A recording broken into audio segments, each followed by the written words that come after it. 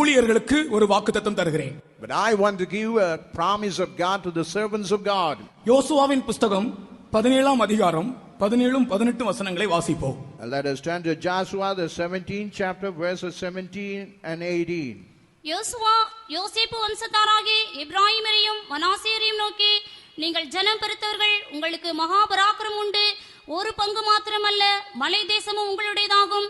அது காடானபடினாலே வெட்டி திருத்துங்கள். அப்பொழுது அதன் கடையாந்திரம் மட்டும் உங்களுடையதாயிருக்கும். கானானியருக்கு இரு புரதங்கள் இருந்தாலும் அவர்கள் பலத்தவர்களாயிருந்தாலும் நீங்கள் அவர்களை துரத்தி விடுவீர்கள் என்றான். கர்த்தருக்கு ஸ்தோத்திரம். Praise to the holy name. கர்த்தருடைய ஊழியக்காரர்களே, கர்த்தர் உங்களுக்கு தந்திருக்கிற வசனத்தை பாருங்கள். You're a servant of God. You see what the word of God had given to you. எப்பிராயீமையும் மனாசேயரையும் பார்த்து யோசுவா சொன்ன வார்த்தை.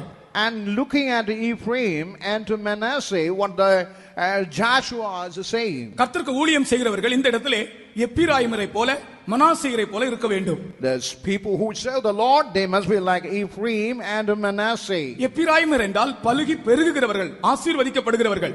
And Ephraim mean the people who are being blessed and multiplying. கர்த்தருக்கு ஸ்தோத்திரம். Praise to the holy name. மனாசேயர் என்று சொன்னால் மறந்து போகிறவர்கள். Manasseh mean the people who forget. நாம் ரெண்டு காரியங்களை மறக்க வேண்டும். And we had to forget two things. ஊழியக்காரர்கள் மற்றவர்கள் செய்த தீமையை மறக்க வேண்டும். Servant of God must forget all the evil done by others. உங்களுடைய வாழ்க்கையில் வந்த வருத்தங்கள் அனைத்தையும் மறக்க வேண்டும். Whatever the bitterness you have, you must forget it. உங்களுடைய ஜீவியத்திலே, உங்களுடைய ஊழியத்திலே வருகிற வருத்தங்களை நீங்கள் நினைத்தால் உங்களுடைய ஊழியம் முன்னேறாது. If you think about all kind of grief in your life, even in a ministry, you cannot find a progress.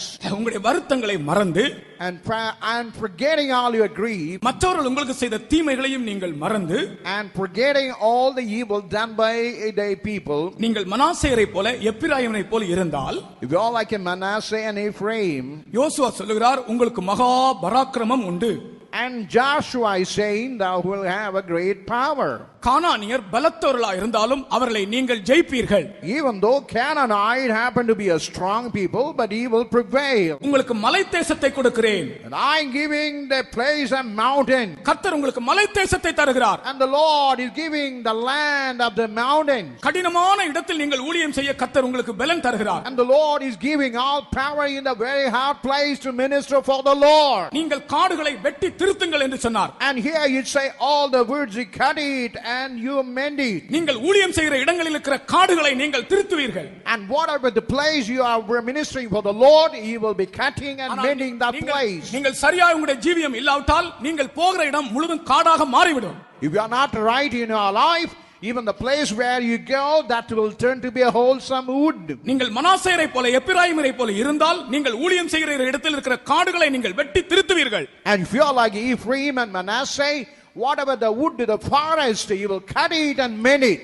உங்களுடைய சுதந்திரம் மாத்திரமல்ல, உங்களுடைய மலை தேசத்தையும் தருகிறேன் என்று கர்த்தர் சொன்னார். Not only your inheritance, God's promising that He would give the land of the mountain. கானானியரை துரத்தி விடுவீர்கள். And you will be driving out the Canaanites. இந்த வசனத்தை விசுவாசிக்கிறவர்கள் கர்த்தரை ஸ்தோத்திரிப்போமாக. People who believe His ways will praise God. ஆமென். முழங்கால் இட்டு கர்த்தரை துதிப்போமாக. Let's stand at our knee and praise our God. நம்முடைய துதி ஆராதனை முடிய போகிறது. Now even our praising service is going to come to an end. ஆமென். வல்லமையாய் கர்த்தரை துதிப்போம். With all power, let's praise our God. ஹல்லேலூயா, ஹல்லேலூயா. எல்லாரும் சேர்ந்து கர்த்தரை துதிக்கிற சத்தம் அப்படி அதிர வேண்டும். இந்த கால் அப்படி அதிர வேண்டும். கர்த்தரை ஸ்தோத்திரிப்போம்.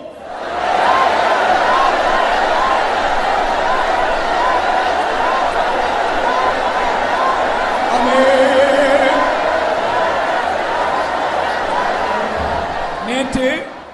நேற்று ராத்திரி முழுவதும் இந்த சமயம் எல்லாம் மழை பெய்து கொண்டே இருந்தது.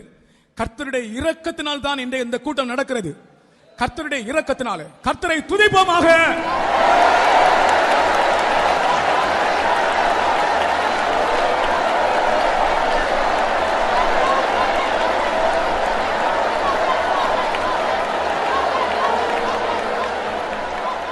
மலை தேசத்தை உங்களுக்கு தருகிறேன். And I am giving the land of the mountain. நீங்கள் ஊழியம் செய்கிற இடத்தில் இருக்கிற காடுகளை வெட்டி திருத்துவீர்கள். And whatever the place you minister, that Protestant wood you will cut it and mend it. கானானியரை துரத்துவீர்கள். And you will drive away the Canaanites. எல்லா அசுத்த ஆவிகளையும் துரத்துவீர்கள். And you will be casting out all kind of unclean spirits. விசுவாசத்தோடு கர்த்தரை ஸ்தோத்திரிப்போமாக. All faith and let's praise our God.